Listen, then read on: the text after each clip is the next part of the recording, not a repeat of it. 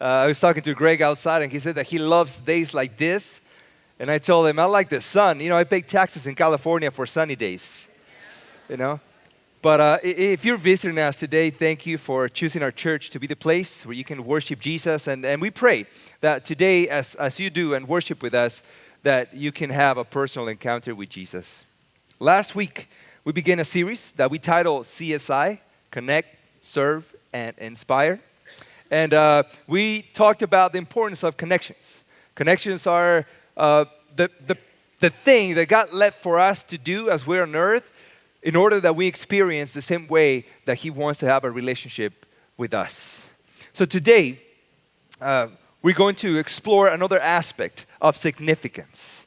Because we spoke about last week about the life is not about success, life is about significance. And significance is achieved in many ways. And when we talk about significance, the best way to understand what significance is about is to taking a look at the life that has been the most significant in history, and that is the life of Jesus.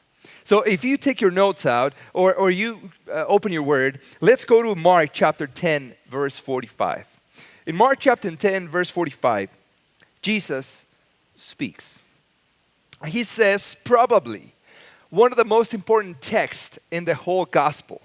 Because from this text, we'll extrapolate the most important essence of the gospel. Notice what it says. Mark chapter 10, verse 45. For even the Son of Man came not to be served, but to serve, and to give His life as a ransom for many. And we understand that the culture tells us that life is about being successful, that the happiness comes about your success. But see, Jesus is saying something completely different. Jesus is saying that the meaning of life is based on the impact that we leave on others' lives. Jesus changed the culture not only of today, but also the culture of His day. Because see, in those days, the Romans were a culture that they actually didn't do a lot of the work at home. In fact, they didn't do any of the work at home.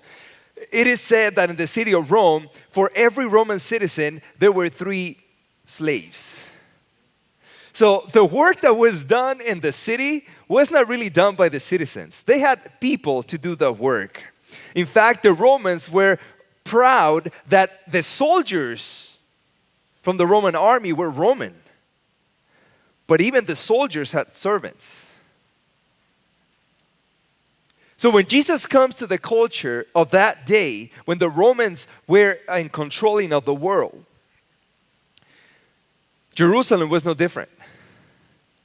Because the people in Jerusalem, the Jews, had already experienced enough of the Roman culture that they accepted those practices. And service was something that was seen as tasks designed for the lower classes. In fact, the religious people, they believed that they were from a higher class. So Jesus comes to this culture and He says something very interesting. That the point of life is not to be served, but to serve. Now, if you're a Roman, a person who's living in Roman culture, you hear those words and you go, whoa, that's kind of weird. We have people for that. You know, like today we have an app for that. We have people for that. So Jesus came to change the culture in such a way that it shifted the minds, the thinking of the people. In fact, that is the reason why a lot of people rejected Jesus. Now let's look at the next text, Matthew 20:26. But whoever would be great among you must be your servant. I'm pretty sure that Jesus, as He's giving his teaching, He's looking at the religious people, He's looking at the wealthy people, and they're like, well, I don't know if that's going to work. And He said, in fact, if you want to be great, you have to serve. Now, When we looked at the title of the series, I know that the first thing that came to your mind was CSI as the show, right? Crime Science Investigation. And let me tell you, we have a real life scientist. Not life science. We have a real crime scientist in our church. And that is Casey Hughes. And if you know her, she's our music ministry. I can't even speak today. What's going on with it? Our music ministry leader. And one of the things that we talked about this series was for her to do a presentation. Now, she is not here with us today, but she made a presentation on a video. So I want to show you something of what she does regarding evidence in crime scenes. You guys want to see it? All right. Good morning and happy Sabbath, church family.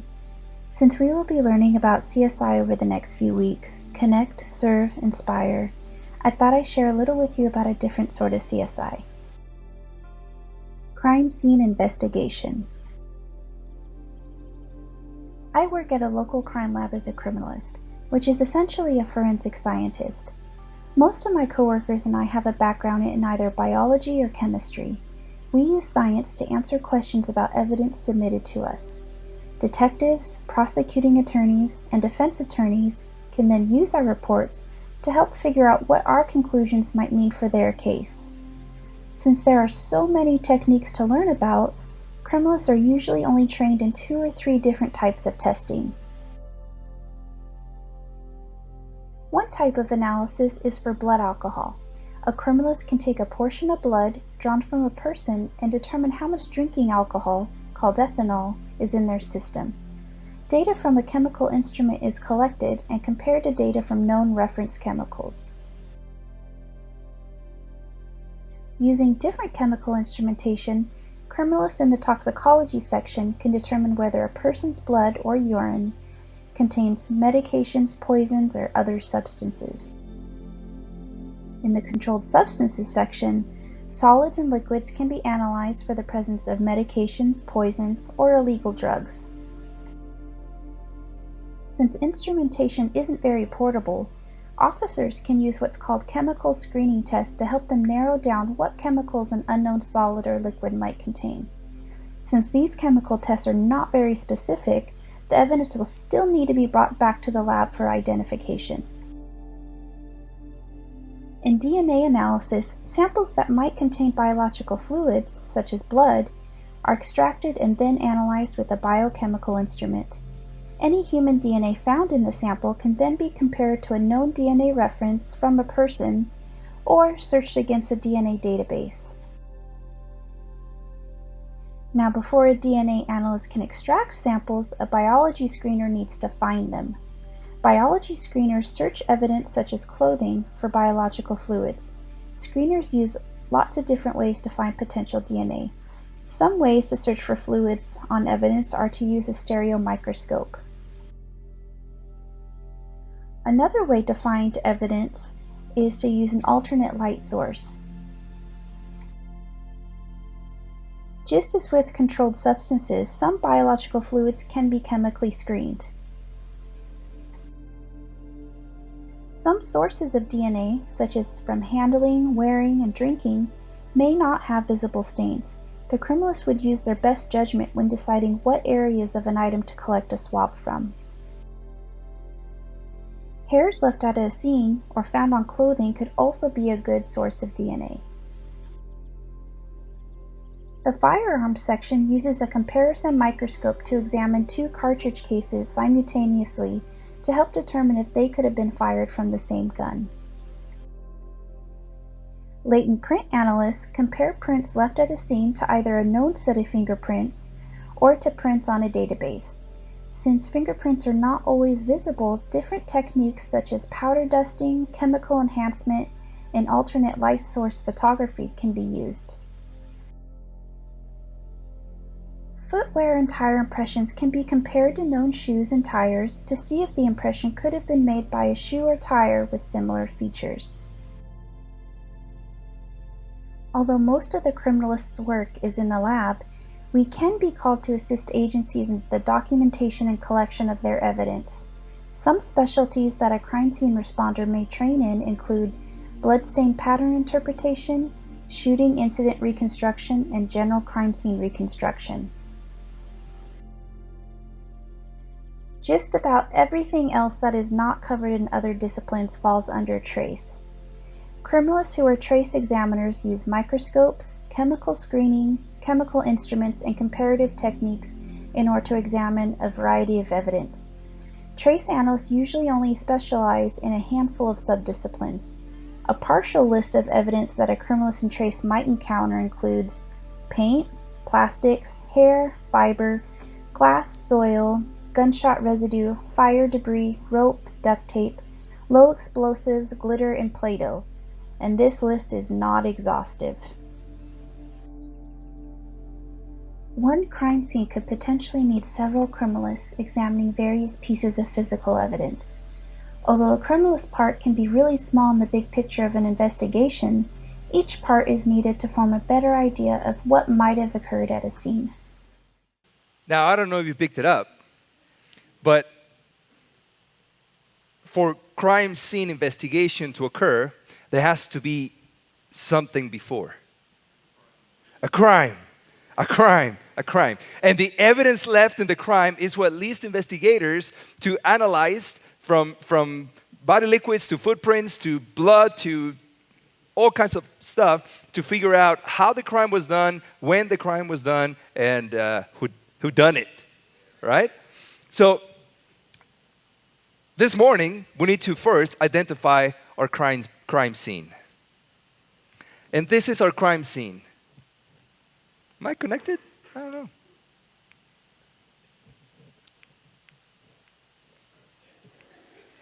There you go. This is the crime scene. This bar represents all the work that has to be done in ministry. All the work. Do you see it? Now, this is the crime. 20% of the people do all the work, while 80% just watch. If you ask me, that's a crime. That's a crime. Because see, we have ministry in our church that ministers from cradle, from little kids, from birth until the last stage of life. From fun activities to spiritual activities and everything in between. From health to food. And they are related. So we have all kinds of ministries that the church is involved with. But the crime is that only 20% of us actually do the work. Now, Jesus showed us something very interesting. And that is that the life of Christianity is based on service. As we read before, Jesus came to serve and not to be served. So let me say something really, really weird here today. If you are not serving, you are not really a Christian.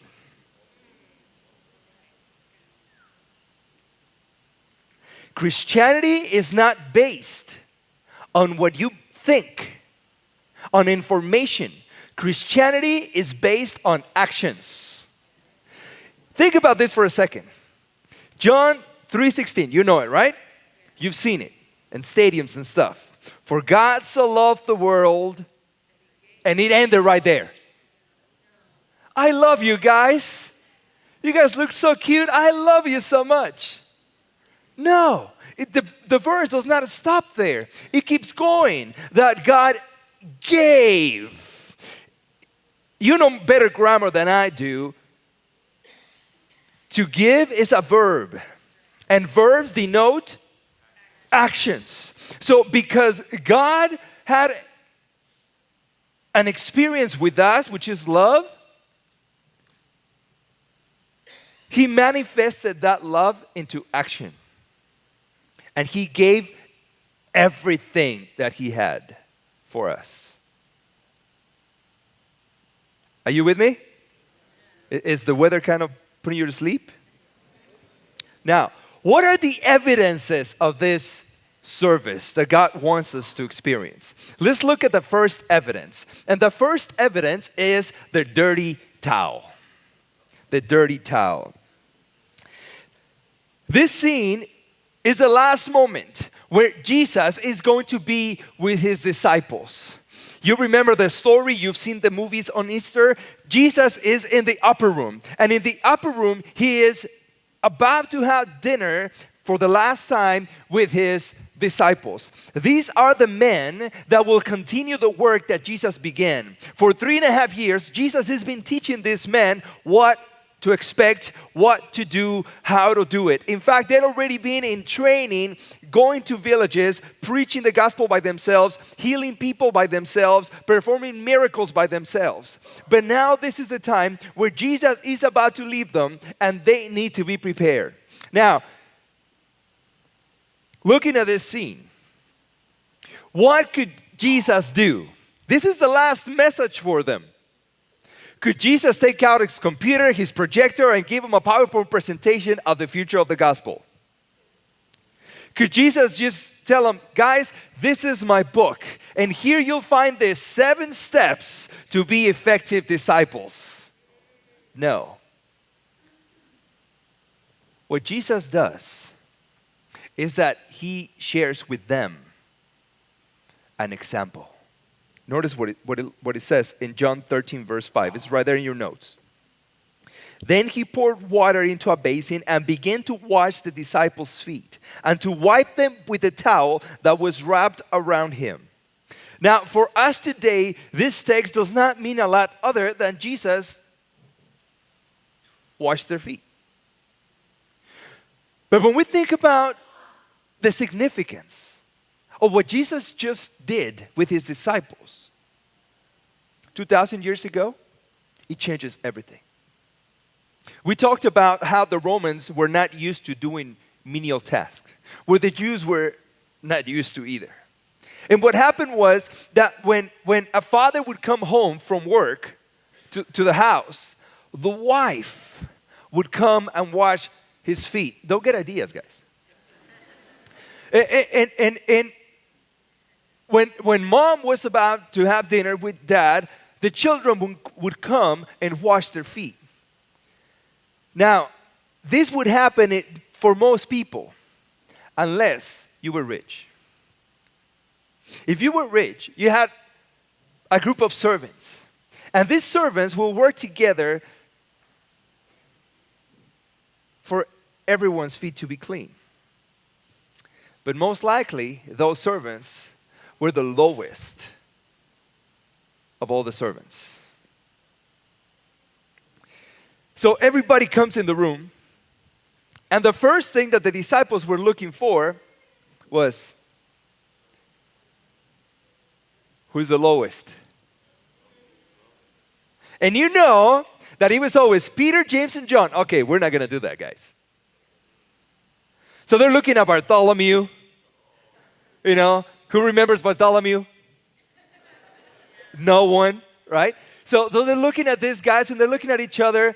And Jesus knows that in their hearts, they're thinking, I'm better than you. Jesus knows that in their heart, they're thinking, you know, there's no way I'm going to be doing that. But the towel is there, the basin of water is there, except the servant. So Jesus, with a smile, looks at his disciples, knowing what they're thinking, and he grabs the towel quietly and he wraps it around his waist. Now he kneels in front of the first one. Apparently, in the story, Peter is the first one. Peter, James, and John, right? And when Jesus kneels, Peter goes, no. Jesus, you're not going to do that to me. He will, but not you.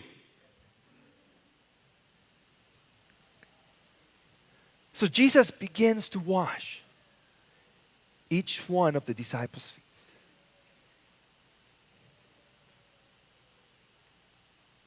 The expectation was for someone else to do it.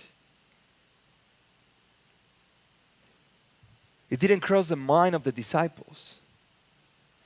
I'll do it. But Jesus did something very amazing. That the one thing that they were expecting for the lowest servant to perform, the greatest human being in the universe did it. John 13:14 says, if I then, your Lord and teacher, have washed your feet, you also ought to wash one another's feet. What is Jesus telling them?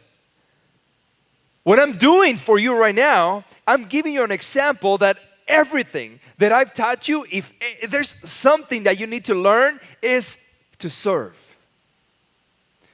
Is to do something for someone else. Jesus showed his disciples, and it's a lesson for us today, that significance comes from serving. Significance, Christian significance comes from serving.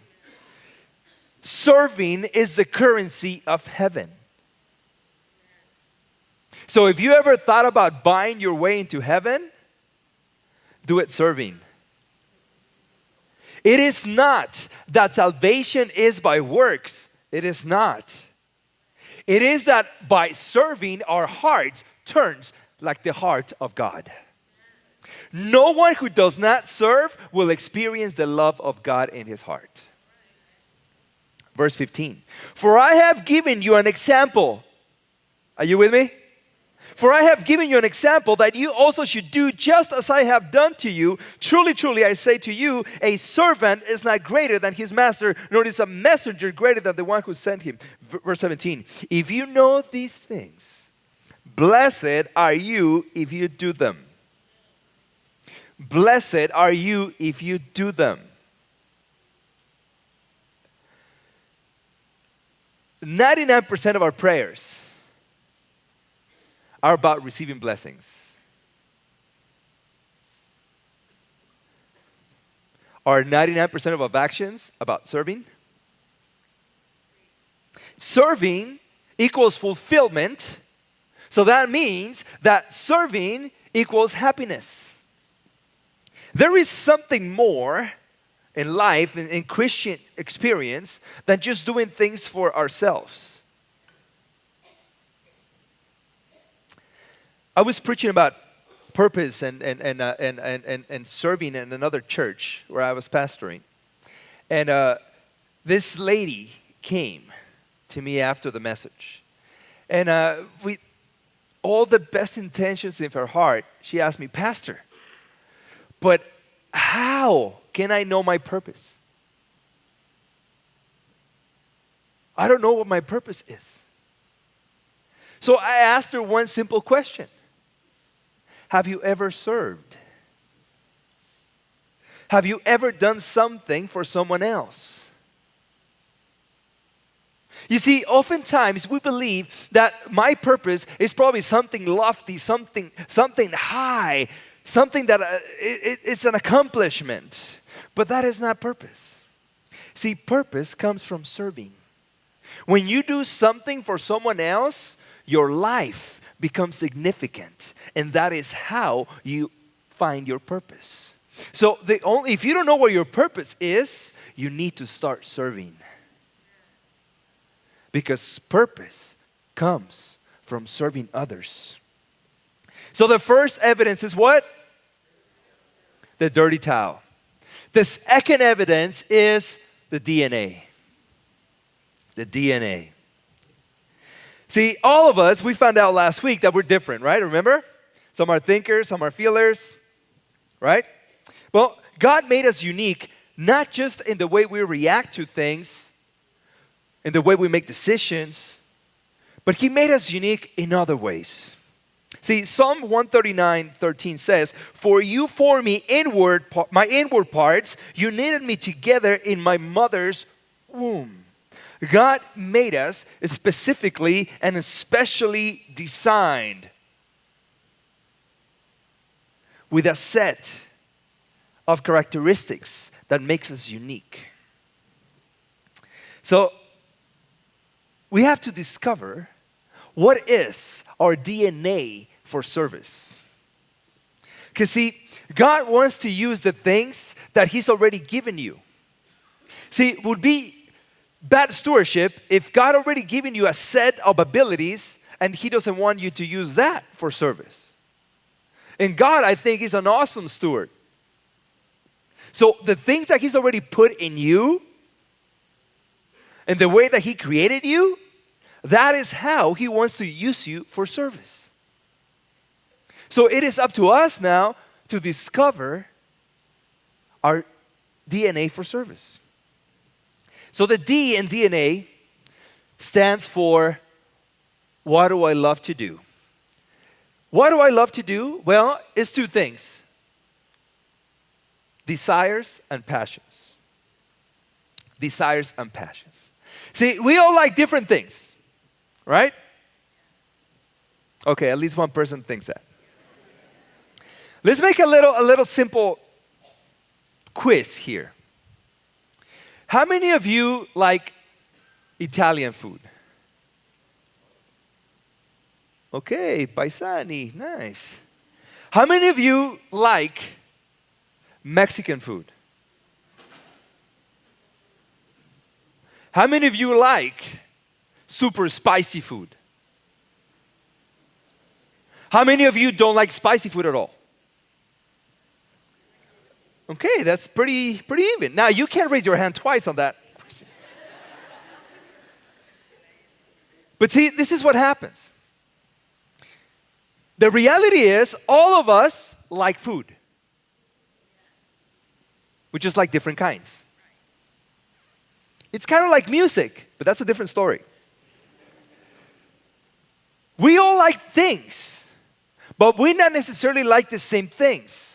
Because the desires that God put in our heart are unique. We might share it with somebody else. But in my serving DNA, my desires, the things that I like to do, God put them in my heart for me to use them in service. Now, there's a difference between desires and passions. Desires are things that you're like, I like that. I like that. But see, like Italian food, if you eat it all the time, or Mexican food, if you eat it all the time, you get bored of it. Right? I remember when this restaurant that has like a line of food, and you go by and you say, I want that, I want this, I want that, and then they give you a bowl or a burrito. You know what I'm talking about? Yeah, chipotle, right? So when it first came out, I really liked it. I really liked it because, I could choose and the type of spiciness and all that stuff. I liked it. Now I hate it because we ate it so much. I would ask the kids, where do you guys want to eat? Chipotle. Chipotle. Chipotle. If I ask Giovanni, where do you want to eat? Chipotle. So now I just hate it. I just don't like it anymore because I got fed of it. So food is like that, right? So desires are things like that you like, that you enjoy, but you can't do them all the time. Now, your passions, on the other hand, is the things that you can live without doing. Sisters, do you have a husband that likes to watch sports?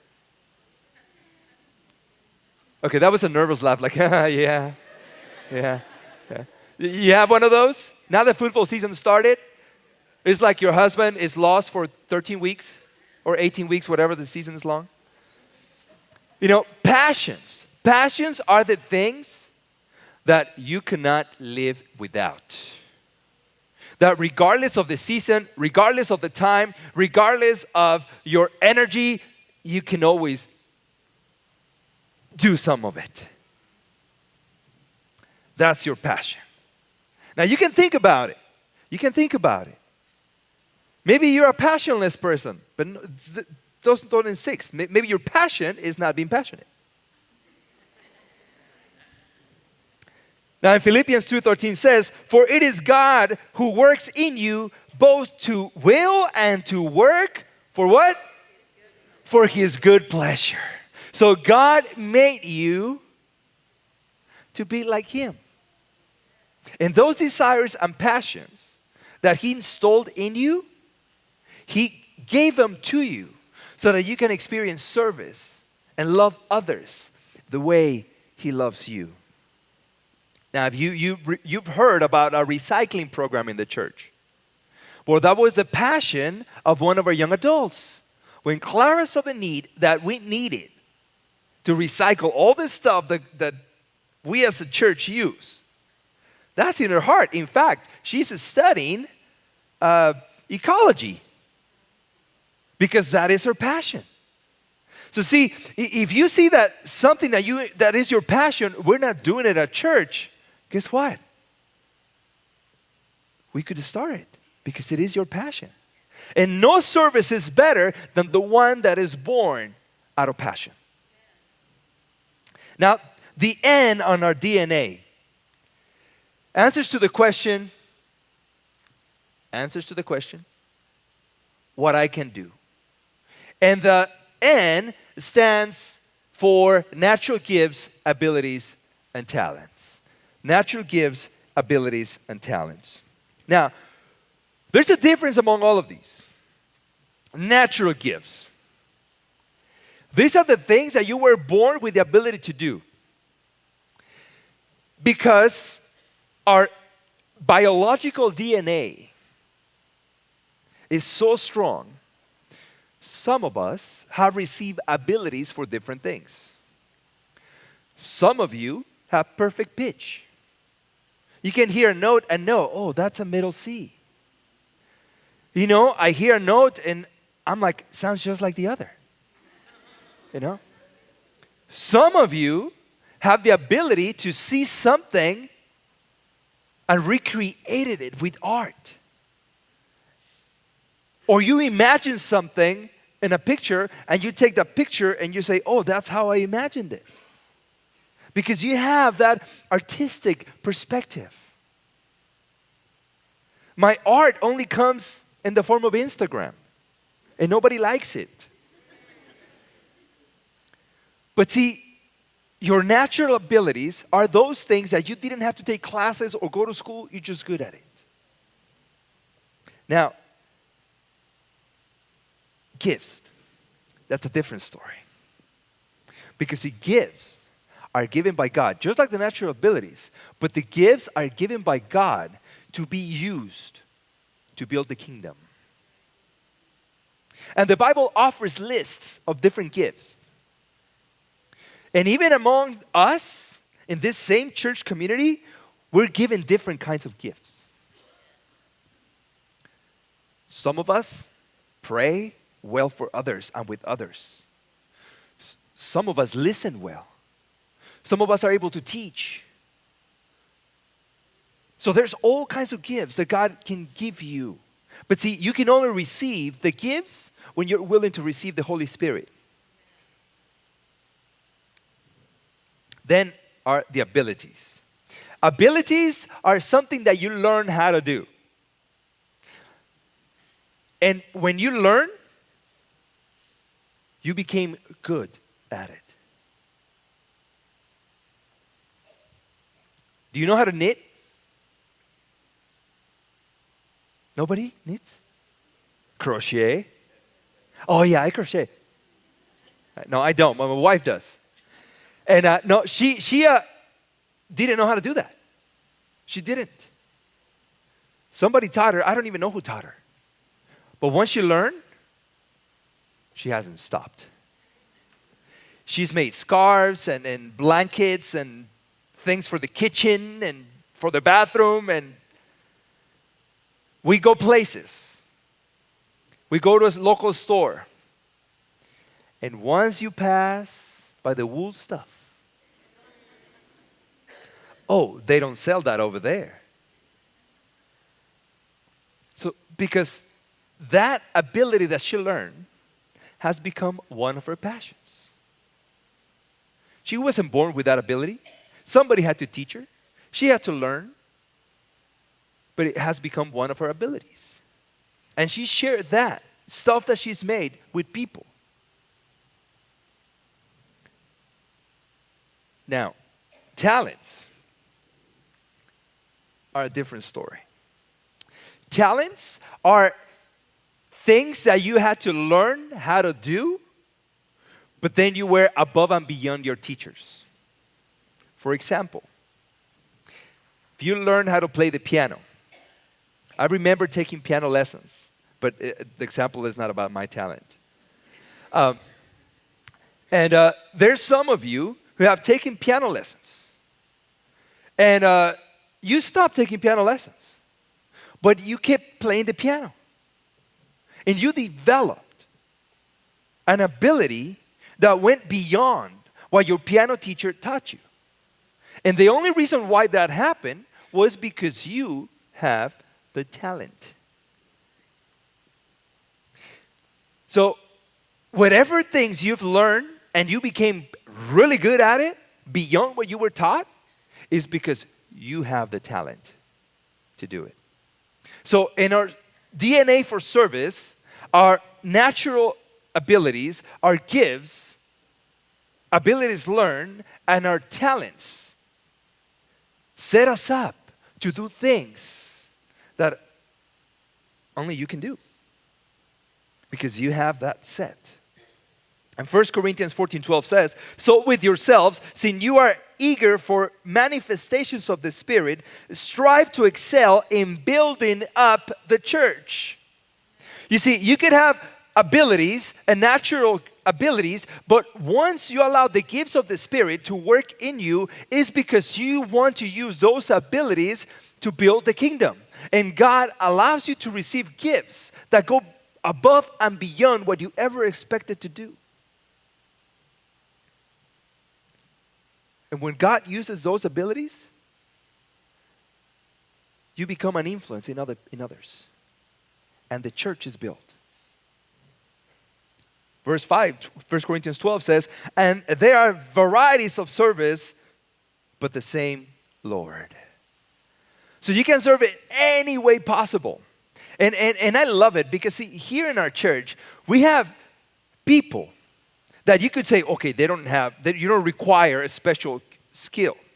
But see, this is one of the most important jobs, and most of the most important jobs in the church, you don't see people doing it from the front.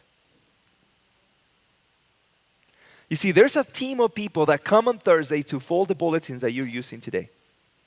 And I've seen some of you that take those notes, after having written on them, you take them home and you share them with other people. So that person that came on Thursday morning and folded the bulletin for you, guess what? It's building the kingdom. Because those bulletins will be used as instruments for someone else to reach the gospel, to be reached by the gospel. You are sitting on a pew that has no dust, no stains, because someone came during the week to make sure that you could experience the Word of God in a comfortable setting. Last week, once I prayed and we closed, you went down the aisle and there were tables for you. There were plates for you. Better yet, there was food for you. And it was Italian food for you. Why? Because silently, people during the week prepared the food for you to be able to sit around a table and talk about the kingdom. You shared your stories. You got to know each other. And that is building the kingdom, because you were making connections. So all these jobs that happen with unsung heroes in our church are because someone decided to use their abilities, their gifts, for the kingdom. And God takes those hearts, those desires, and makes them better so that people can be blessed. So the A in DNA stands for things that I have learned to do. And it's two things. The A is for accomplishments and failures. Have you ever failed at doing something? Have you tried it again? Did you do it better? Maybe the third time or fourth or the fifth? But even failures become the fundament of accomplishments.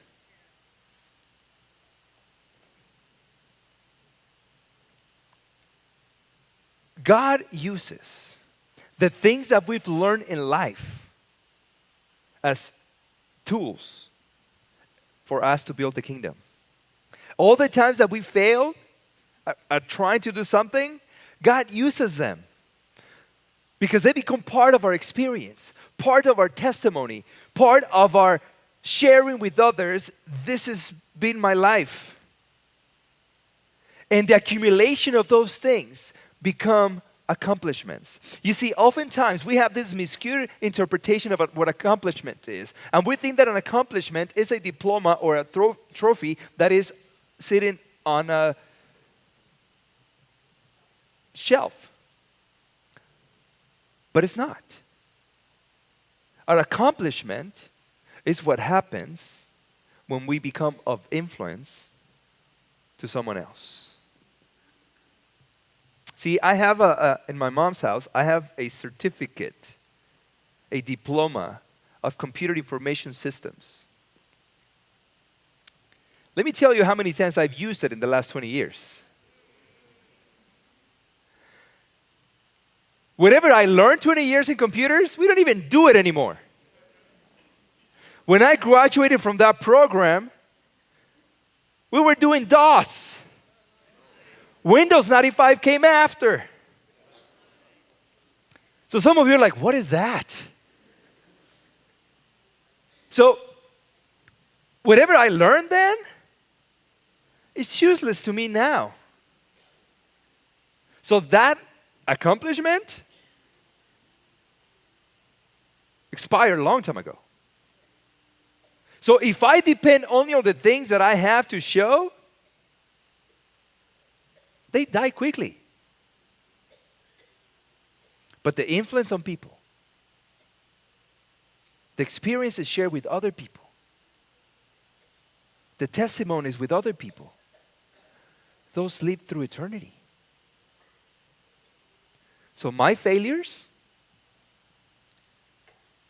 have become accomplishments.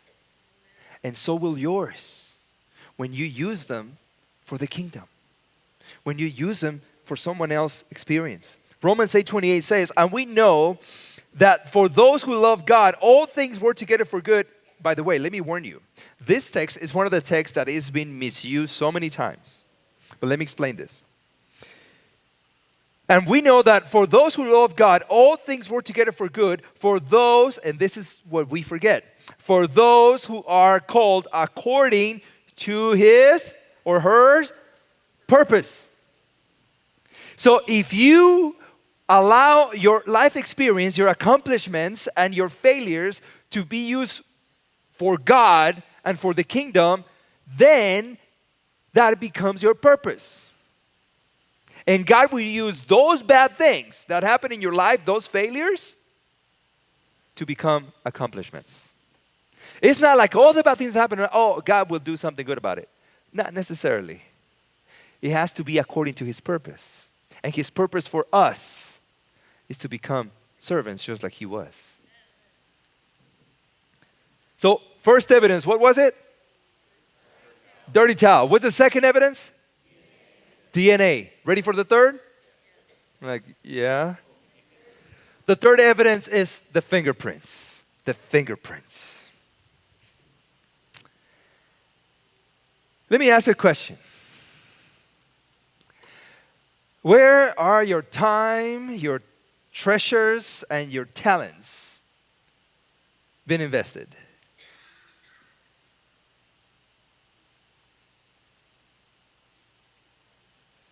Where is your time, your talents, and your treasure being invested?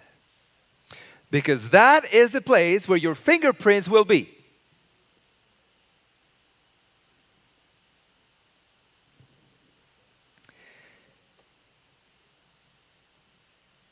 There's two kinds of fingerprints. Fingerprints that are temporary, and this fingerprints, temporary fingerprints, are the ones that I leave my mark on things that are selfish, just for me. Things that I do for myself, and they don't last very long. Do you remember the excitement when you got your last cell phone? All you've been thinking about since a couple of weeks ago is getting the new one. Because the excitement of the last one, it's already passed. That's old news. Because things that are driven out of selfishness are only temporary.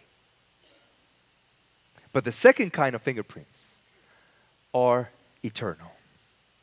And these are left. These fingerprints are left when my mark is left on someone else's life. Because that will go through eternity.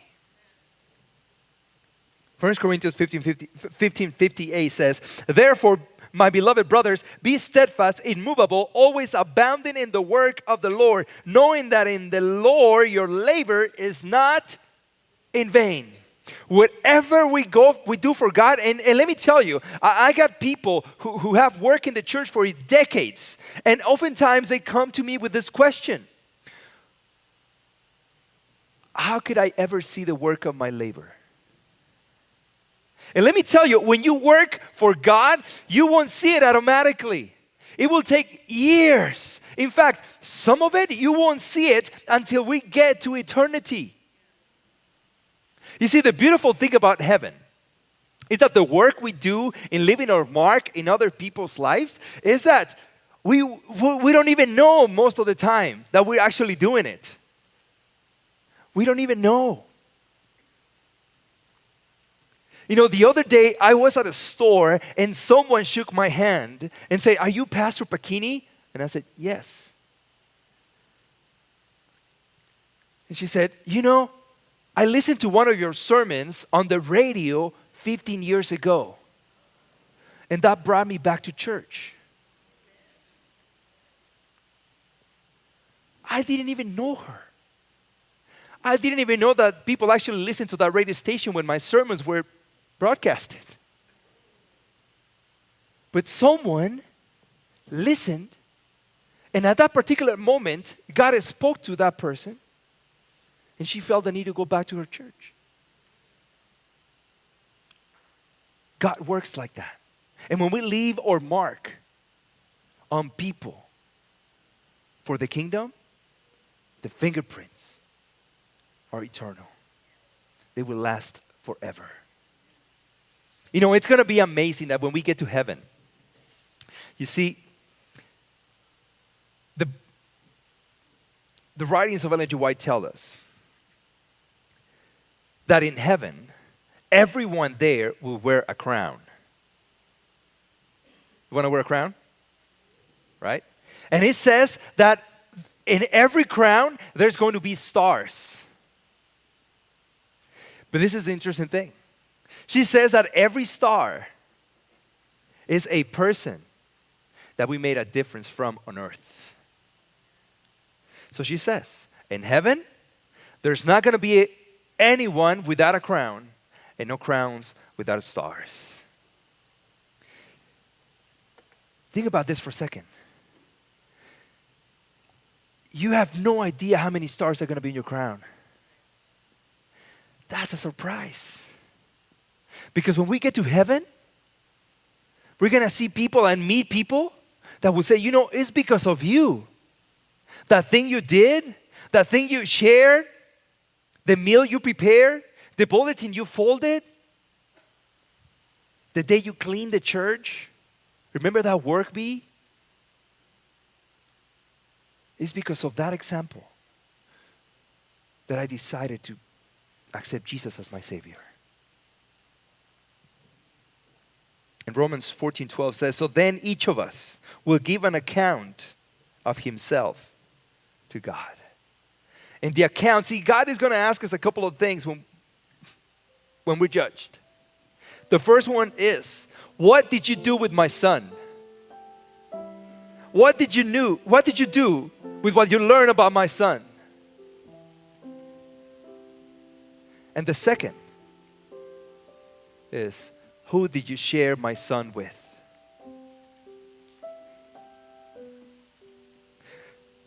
John Newton is known because he wrote the hymn Amazing Grace.